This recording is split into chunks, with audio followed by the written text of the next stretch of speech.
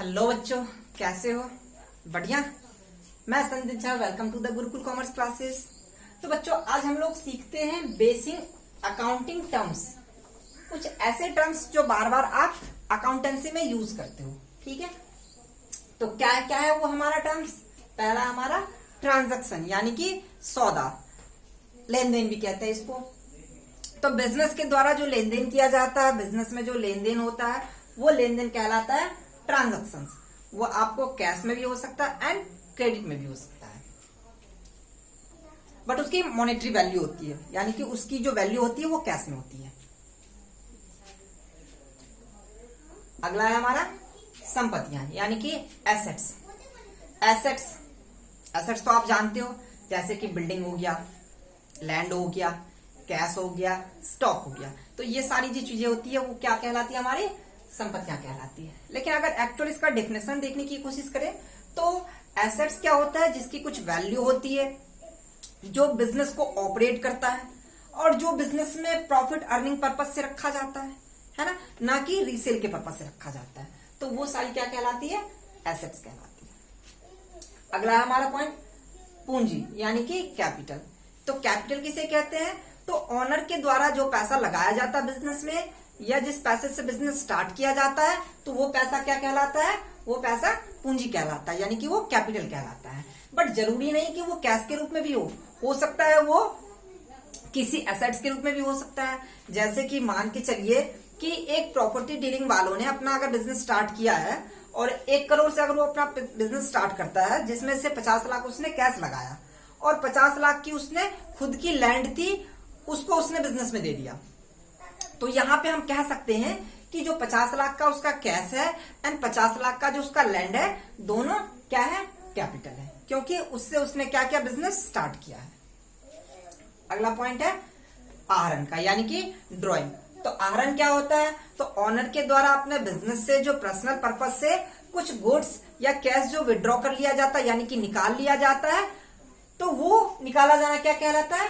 तो ड्रॉइंग कहलाता है, बट वो पर्सनल पर्पज से होता है। अब अगला पॉइंट है दायित्व, यानी कि लायबिलिटी। तो लायबिलिटी को आप कर्जा भी बोल सकते हो, तो जिसको बिजनेस ने लिया है और लौटाना बाकी है। अब अगला पॉइंट हुआ आपका माल, यानी कि गुड्स।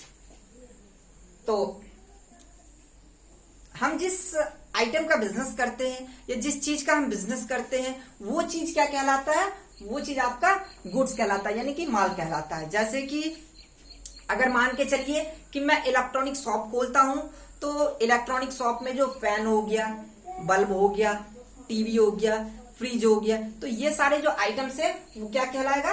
वो माल कहलाएगा। एक प्रॉपर्टी डीलर के लिए जो उसकी बिल्डिंग होती है, उसकी लैंड होती है, वो क्या कहलाता है? माल कहलाता है। फर्नीचर शॉप वाले के लिए जो फर्नीचर आइटम होता है वो क्या कहलाता है? माल कहलाता है। अगला पॉइंट है छूट, डिस्काउंट। तो डिस्काउंट हमें जो कुछ बेनिफिट दिया जाता है, या हम किसी को अगर कुछ बेनिफिट देते हैं तो उसको हम कह सकते हैं छूट। जैसे कि मान लीजिए कि मैंने क्या किया, एक मैंने बुक खरीदी है, वो 500 की बुक थी।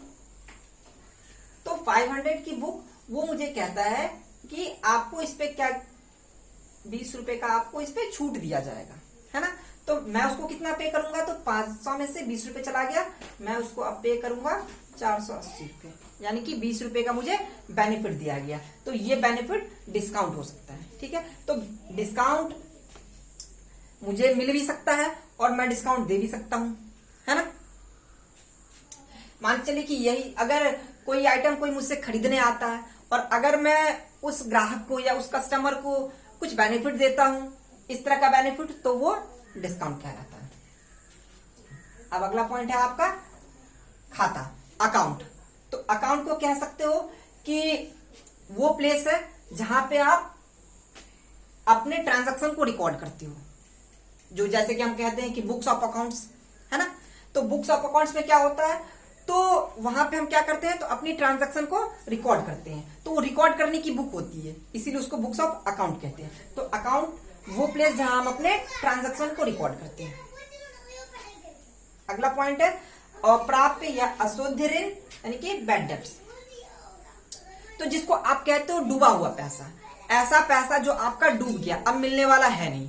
मान के चलिए कि आपका एक कस्टमर है मिस्टर राम, जिसपे आपका 2000 रुपये बाकी था और वो लेके भाग गया, तो अब ये 2000 तो आपको मिलने वाला है नहीं, तो ये जो 2000 आपका लेके भाग गया वो क्या कहलाएगा, वो अप्राप्य अशुद्ध ऋण यानी कि बैड डेब्ट्स कहलाएगा वो। अब अगला पॉइंट है आपका क्रय यानी कि परचेज। तो जिस चीज का आप बिजनेस करते हो, जिस आइटम का आप बिजनेस करते हो, तो उस आइटम को खरीदा जाना क्या कहलाता है, परचेज। क्रय वापसी, परचेज रिटर्न। तो जिस भी आइटम को आपने खरीदा है, यानी जिस चीज का आप बिजनेस करते हो और उस आइटम को आपने जो खरीदा है, तो हो सकता है कि आपने कुछ ज्यादा अमाउंट आपको भेज दिया गया हो, या तो हो सकता है कि कुछ जो पीसेज है वो डिफेक्ट पीस हो, तो जो डिफेक्ट पीस हो या एक्स्ट्रा पीस जो आ गया है, तो आप क्या करोगे, उसको लौटाओगे, है ना। तो यही लौटाने को आप क्या कहते हो, तो परचेज रिटर्न कहते हो। उसके बाद एंट्री, एंट्री यानी कि लेखा। तो लेखा के किसे कहते हैं, तो लेखा होता है रिकॉर्ड करना, यानी कि जो आप डेटा रिकॉर्ड करते हो, या मैंने ये कहा था कि अकाउंट में जो आप डेटा को मेंटेन करते हो, या अकाउंट में जो आप ट्रांजैक्शन को लिखते हो, तो ये लिखना क्या कहलाया, लेखा, एंट्री। अगला पॉइंट आपका सेल्स यानी कि विक्रय। तो जिस चीज का आप बिजनेस करते हो, उस चीज को अगर आप बेचते हो, तो ये बेचना क्या कहलाया, विक्रय। अब अगला पॉइंट आपका सेल्स रिटर्न, विक्रय वापसी। तो आपने जो सामान बेचा, और हो सकता है कि वो सामान आपको वापस कर दिया जाए, हो सकता है कि पीस में डिफेक्ट पीस आ गया हो, चला गया हो डिफेक्ट पीस, तो कस्टमर आके आपको वापस करके चला जाता है। तो जो आपको कस्टमर वापस करता है उसको क्या कहते हो आप, सेल्स रिटर्न यानी कि विक्रय वापसी। अगला पॉइंट है आपका देनदार यानी कि डेटर। तो डेटर किसे कहते हैं, तो जिस पर्सन को आपने उधार सामान बेचा और पैसा लेना उससे बाकी है, तो वो पर्सन क्या कहलाता है, तो वो पर्सन डेटर कहलाता है। और ये बिजनेस के लिए एसेट्स होता है, क्योंकि पैसा लेना अभी बाकी है। अगला पॉइंट है आपका लेनदार यानी कि क्रेडिटर। तो जैसे आप किसी को उधार सामान बेचते हो, तो आप किसी से उधार सामान खरीद भी सकते हो। तो जिससे आप उधार सामान खरीदते हो, कह सकते हो कि आप रॉ मटेरियल, अगर आप मैन्युफैक्चरिंग करते हो, तो आप रॉ मटेरियल जिससे आप उधार में खरीदते हो और उसका पैसा लौटाना बाकी है अभी, तो वो पर्सन क्या कहलाता है, तो वो पर्सन लायबिलिटी कहलाता है, वो पर्सन आपको लेनदार कहलाता है। ये बिजनेस के लिए लायबिलिटी होता है, यानी कि कर्जा होता है, क्योंकि आपको लौटाना है उसको। अब अगला पॉइंट है आपका स्टॉक। तो स्टॉक किसे कहते हैं, तो जिस चीज का आप बिजनेस करते हो, जिस भी आइटम का आप बिजनेस करते हो, और फाइनेंशियल ईयर के एंड में जो आपके पास कुछ वो आइटम बचा हुआ रह जाता है, वो आइटम क्या कहलाता है, स्टॉक कहलाता है। जैसे कि 31 मार्च को आपके पास जो भी सामान पड़ा हुआ है, जो भी बिजनेस में आपको जिस चीज का बिजनेस करते हो वो सामान आपके पास पड़ा हुआ है, तो वो क्या कहलाता है, वो आइटम आपके लिए स्टॉक कहलाता है। अगला पॉइंट है प्रमाणक यानी कि वाउचर। तो वाउचर क्या होता है, तो वाउचर ट्रांजैक्शन का प्रूफ होता है। जैसे कि हमने ये कहा था कि हमने 500 रुपए की एक किताब खरीदी है, तो जब आपने 500 रुपए की किताब खरीदी, तो उस किताब जब आप खरीद रहे थे, आपने उसको 480 रुपए पेमेंट किया, तो वो आपको क्या करेगा, तो एक बिल देगा, जिस बिल में ये मेंशन रहेगा कि आपने 500 रुपए की बुक खरीदी, जिसपे उसने आपको 20 रुपए का डिस्काउंट दिया और आपने उसको 480 रुपए पे किया।